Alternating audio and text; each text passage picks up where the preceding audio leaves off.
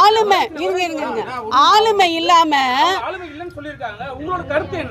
என்னுடைய கருத்து என்னன்னா, புரட்சி தலைவர் ஆரம்பிச்ச அனைத்து இந்திய அண்ணா திராவிட முன்னேற்ற கழகம் என்றென்றும் புரட்சி தலைவர் சொன்னது போல தனக்கு பின்பும் 100 ஆண்டு காலம் அனைத்து இந்திய அண்ணா திராவிட முன்னேற்ற கழகம் ஆட்சி அமைக்கும்.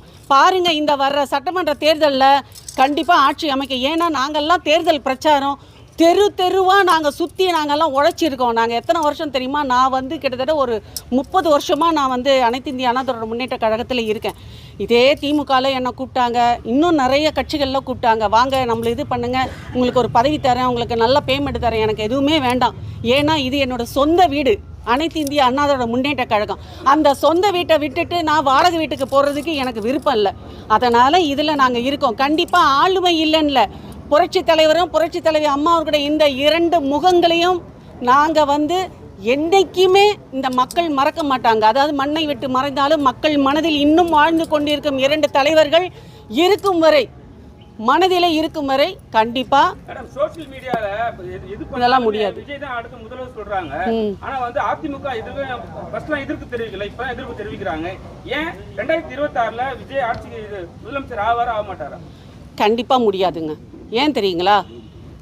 தன்னுடைய வீட்டுக்குள்ளார இருக்கக்கூடியவர்களை அரவணைச்சு வாழ தெரியல, தாம் பிள்ளைகளுக்கு நல்லது பண்ண தெரியல, தாம் பெத்த தாய் தகப்பனுக்கு நல்லபடியாக பார்த்துக்க தெரியல.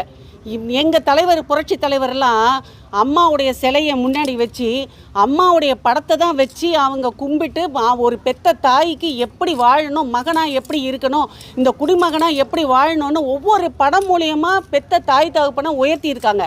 இதே பெத்த தாய் தகப்பனை கிட்ட கூட சேர்க்காம வீட்டுக்குள்ளே சேர்க்க முடியாமல் பெத்த தகப்பன் வர்றாங்க, வீட்டுக்குள்ளே விடாதீங்கன்னு சொல்லி துரத்தி அடித்தவர் இதே விஜய். எங்களுக்கெல்லாம் தெரியும். அவர் இல்லைன்னா இவரெல்லாம் வந்திருக்க முடியாது. நாங்கள்லாம் தெரியும், எங்களுக்கு தெரியும். அவருக்கு ஆக்டிங்கே தெரியாது.